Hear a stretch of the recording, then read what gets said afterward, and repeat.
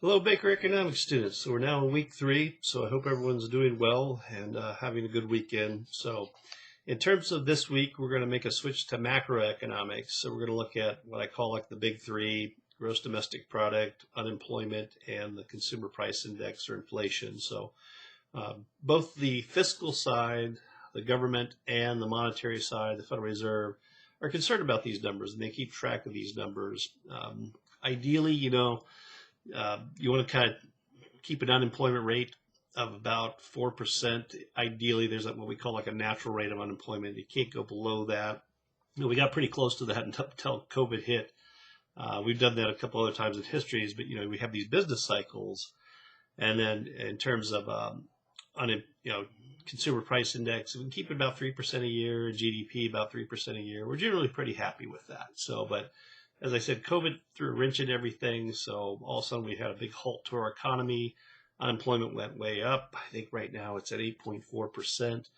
GDP, for the second quarter, dropped 34%. Technically, 2 quarters of negative growth in GDP is what we call a recession. So there are a lot of people unemployed, and the standard of living for many individuals in the United States has gone down. So it's trying to figure out how we resolve this problem and keep everyone safe at the same time too. So this is why we've had discussions about stimulus packages, unemployment, trying to keep the economy moving along and add some government intervention. In fact, if you're ever interested in that, read a lot about what we call classical and Keynesian style economics and kind of different philosophies about how you intervene to try to get the economy jump-started. So in fact, Keynes, John Maynard Keynes, famous British economist, especially this was after the Great Depression and there was the world recession at that time. The idea was that you have to kind of inject some government expenditures, get it going. They would give people shovels and dig ditches and national parks just so they were doing something. But the classical approach was don't intervene at all. In the long run, it'll work out. But Keynes said in the long run, we're all dead. So you have to try to do things. And that's hopefully that our government is trying to do the best decisions right now to try to improve the situation and balance, keep everyone safe at the same time too. So with GDP, there's 2 approaches we can measure this. It's called the aggregate expenditures approach. You'll read about the textbook. It's C plus I plus G plus net exports. Consumption, C is the biggest part. 2/3 of our economy is driven just by you and I going out and buying goods and services every day, washing machines, cars, etc. So that's what drives a lot of our economy. Investment is different from what you might think about like investment. Traditionally, think investment, you think in buying stocks and bonds. Investment from this perspective is Home Depot putting a new store in an area, or you buying a home. So it's a long-term investment in capital equipment. And then government, we know the government does make a lot of expenditures, both at the state and local and federal level. So we have to include that. Federal level especially, we have military, social programs such as Medicare, Medicaid, Social Security. So those are big expenditures. And finally, the net export. Some of the goods we consume are made overseas, and some of the goods that we make, we export. So we have to net those 2 out. And traditionally, for many, many years now, we've imported more goods than we have exported. So the other approach is the income approach. We can still get to the same number. You're looking at wages, interest, rent, indirect taxes added back in, subtracting out subsidies. And you're going to read a little bit too about also about real GDP. When I want you to think of nominal GDP, nominal, just think of the final price of all goods and services produced. But real GDP nets out how much of that was due to price increases. I'll give you a very simple example. We had a small island, and all we produced were coconuts, and it was $1 for each coconut. And we produced 100 coconuts that year. You'd say nominal GDP is $100. The next year, we produce another 100 coconuts, but now the price of coconuts is $2. Well, nominal GDP would be $200. But we really haven't changed production at all. It was all due to just price increases. So what real GDP is, it nets out those price decreases. And you'll read about that too. The other thing I want to mention, getting to chapter 2 with unemployment, you can understand how it is calculated. What you think of, it's the number of people that would like to work and cannot find a job that are part of that labor force. So obviously, right now, I think I said the unemployment rate is about 8.4%. there's a lot of people that want a job right now and can't find a job. A lot of companies have had to lay people off and reduce their hours, different restrictions put in place. And that's what a big debate is right now, trying that balance between safety and providing jobs, because people's standards of living is impacted. So, and it is controversial. It's you've seen it's a big divide in the United States right now because of this. But hopefully, we're rational about it. We're smart about this too, because I would argue that health is the greatest thing. Trying to make sure that we're doing the best job we can to try to make sure people are safe. So, and with the this chapter, you're also going to read about like the business cycle.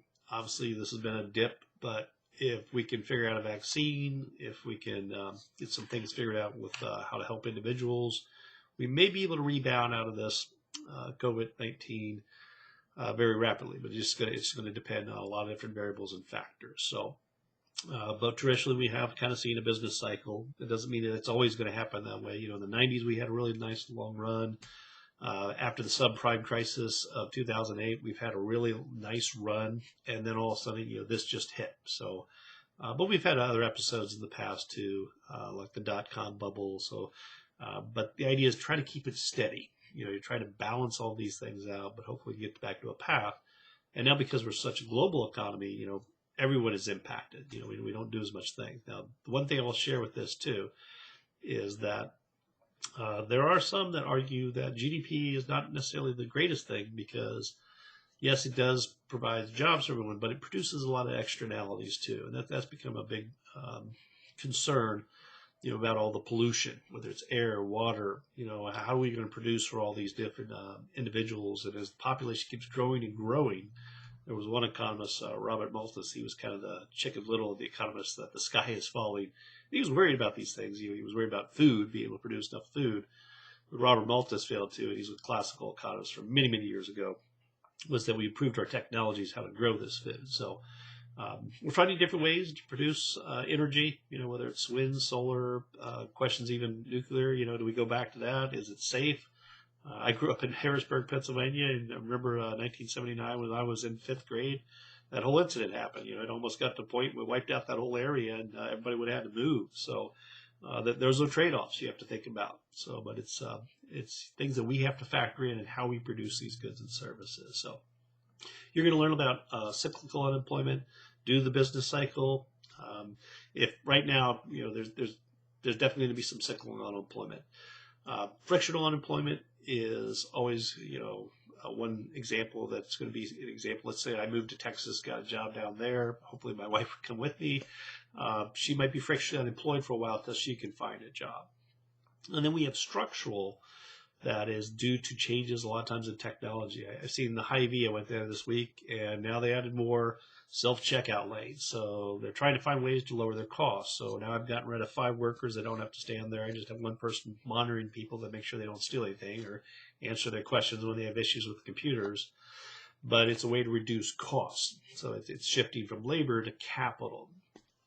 But it could cause some unemployment for those individual workers, because they're not needed anymore. Like I've gone to Walmart and I've seen the robots, they beep at you, so they're cleaning the floors. Or if you're an auto plants, one summer in 1988, it was a long time ago, I used to make tractors. I have many different jobs in my life. But if I now have welding machines that can do all this work, you don't need welders in the plant anymore. So there's always going to be those structural changes in how our economy works. And I'd argue even how this is going to happen, be interesting in how this whole COVID time period, with everybody working from home, doing Zoom, I've heard that, commercial real estate and how businesses maybe produce goods and service may drastically change. They may just say, hey, we're saving a ton of money and not spending all this rent. You do your work from home. So it's really going to cause people to kind of have to learn to work from home and balance those things. I'm not sure that I really want to do that, but it may be dictated to us by some companies. So, and the last is just the consumer price index. You're going to measure inflation. Also, we are concerned about inflation. You want some inflation, but you don't want a lot of inflation, especially if it impacts real wages. So, but once you think of inflation or CPI as a basket of that goods, let's say all we produced was hot dogs and Cokes, and hot dogs were $2 and Cokes were $1. Well, the next year you look at that price, and let's say that the hot dogs were $2.25 and the Coke was $1.10.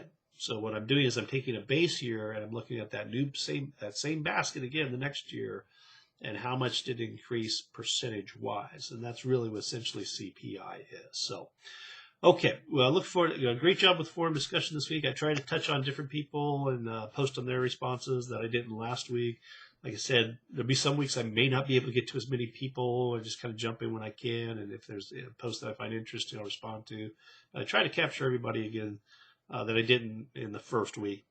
But otherwise, have a great week, and if you have any questions, do email me, and I will talk to you online. Take care.